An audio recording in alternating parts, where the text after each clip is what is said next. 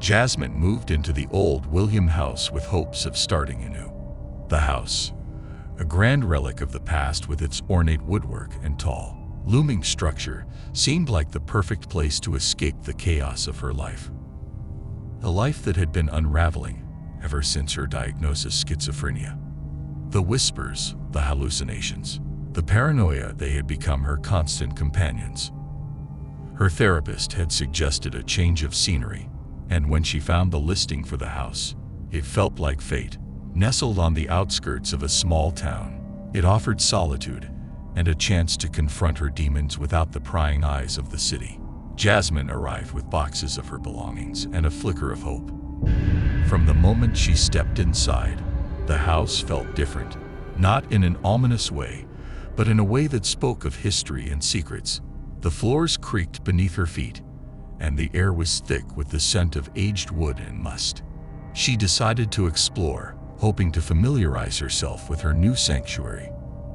As she wandered through the rooms, she noticed the walls. They were adorned with intricate wallpaper, faded yet beautiful, depicting scenes of nature and ancient myths. One particular room, a small study on the second floor, drew her in. The wallpaper here was unlike the rest, a forest scene with tall, shadowy trees and eyes that seemed to follow her every move. Days turned into weeks, and Jasmine began to settle into a routine. The house was quiet, save for the occasional creak or groan. It was comforting, almost. The voices in her head were still there, but they seemed muted, distant. She spent her days reading, writing, and exploring the town, trying to blend in with the locals. But the nights were different. At night, the house came alive. She would lie in bed, staring at the ceiling, as whispers filled the air. At first, she thought it was her mind playing tricks on her, but the whispers were distinct, separate from the usual cacophony in her head. They seemed to come from the walls themselves. "Help us," they would murmur. "Release us." Jasmine tried to ignore them, dismissing them as hallucinations, but they grew louder, more insistent. She started to hear them during the day as well, especially in the study. The eyes in the wallpaper seemed to watch her, and the whispers became clearer. "Jasmine," they would call, using her name now. "We need you." One night, unable to sleep, she decided to confront the voices. She sat in the study, the dim light of a single lamp casting eerie shadows across the room. The whispers were a constant hum, growing louder as she focused on them. "Who are you?" she asked, her voice trembling. For a moment, there was silence. Then, a voice, clear and distinct, replied, "We are trapped. We need you to free us." "How?" she whispered, her heart pounding. The eyes in the wallpaper seemed to glow, and the voice answered, "The walls.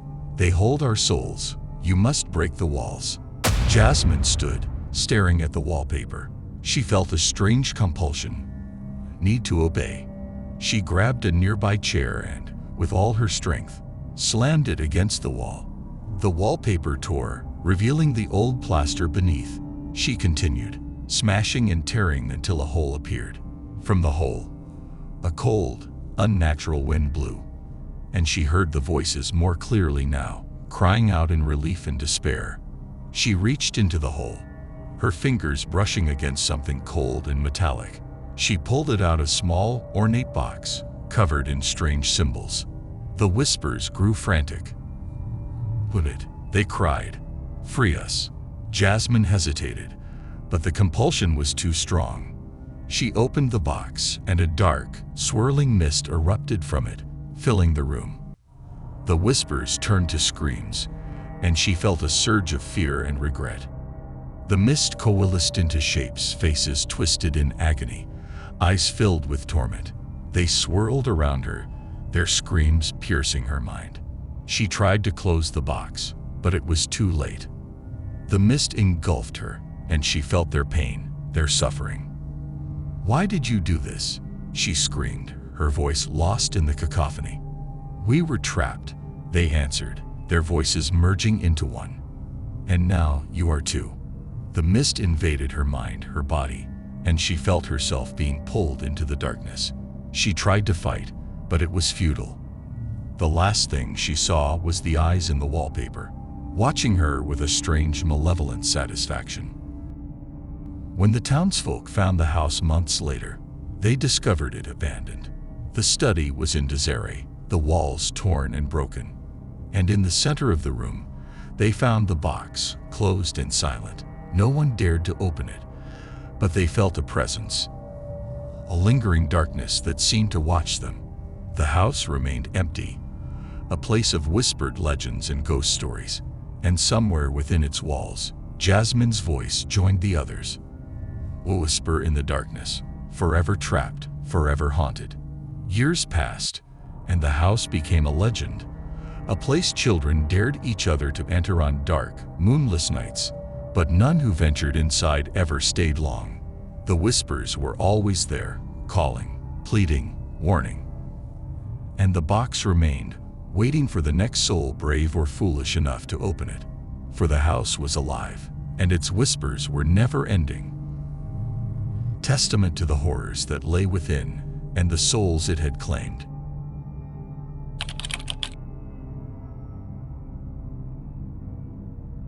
It began with a whisper, soft and insidious, curling through the recesses of Alan's mind like smoke. He first noticed it while working late in his small office, nestled in the heart of the city. The room was dimly lit, casting long shadows that seemed to move of their own accord. The hum of his computer was the only sound, a monotony broken by the occasional click of his mouse. But that night, there was something else. His voice, faint, indistinct, almost imperceptible. It spoke words he couldn't quite grasp, leaving behind an unsettling feeling, a sense of intrusion. Alan shook his head, dismissing it as fatigue.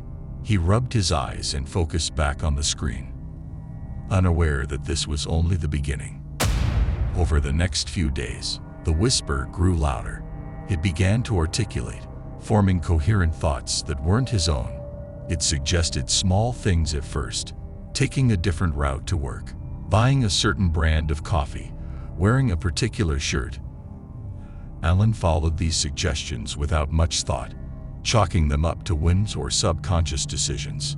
But deep down, a seed of unease took root.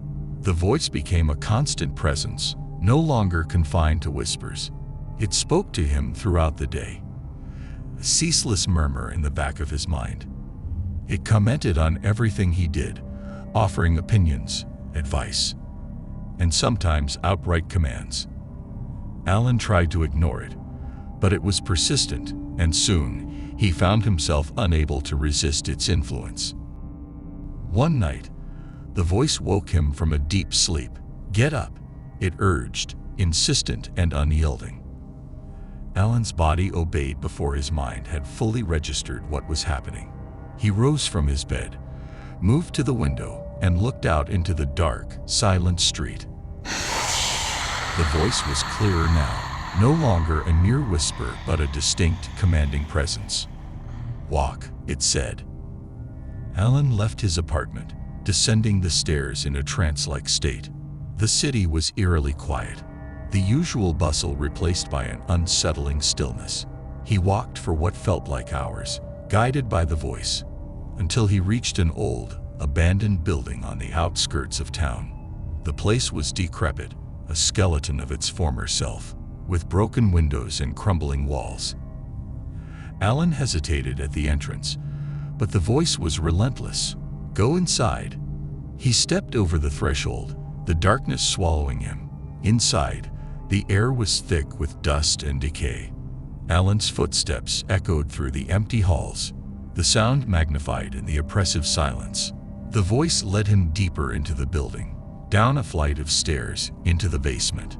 There, in the dim light, he saw a chair, positioned in the center of the room, facing an old television set. "Sit." He obeyed, his movements mechanical. The television flickered to life, displaying a static-filled screen. Then images began to play, distorted faces, abstract patterns, scenes of violence and despair. Alan tried to look away, but his body refused to comply. He felt his mind slipping, losing its grip on reality as the images burned into his consciousness. "You belong to us now," the voice declared, a final, chilling proclamation. The days that followed blurred together, a haze of confusion and dread. Alan's sense of self eroded, replaced by the will of the unseen puppeteer. The voice dictated his every action, every thought leaving no room for resistance. It isolated him from friends and family, severing his connections to the outside world. He became a prisoner in his own mind, his body a mere vessel for the voice's desires. He lost track of time, the passage of days marked only by the changing light outside his window.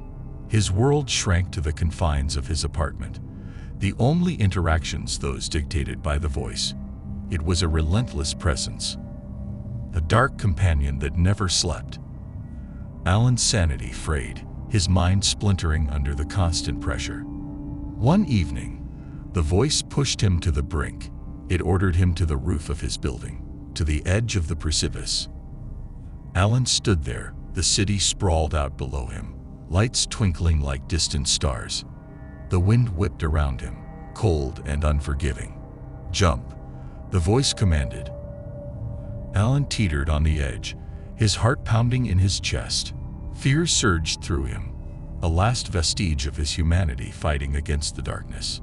But the voice was stronger, its grip on his mind unbreakable. "Do it," it hissed, a note of sadistic pleasure in its tone.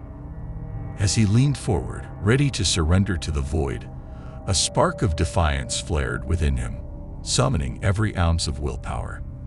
Alan pushed back against the voice, a silent scream echoing in his mind. For a moment, the world seemed to hold its breath. And then, the voice faltered. It hesitated, its control slipping ever so slightly. Alan seized the opportunity, stepping back from the edge. He fell to his knees, tears streaming down his face. Mix of relief and terror flooding his senses. The voice was still there, but its power had waned. Alan realized that it thrived on his fear, his submission. As long as he had the strength to resist, even in the smallest measure, he had a chance. He returned to his apartment, shaken but resolute. The battle was far from over, but Alan had found a glimmer of hope. He would fight, reclaim his mind inch by inch, defy the unseen puppeteer that sought to control him. In the darkest corners of his mind, the voice seethed, but Alan knew that he was not alone. He would seek help, find allies, and together, they would expose the horrors lurking in the shadows. The fight for his sanity had begun, and he would not rest until he was free.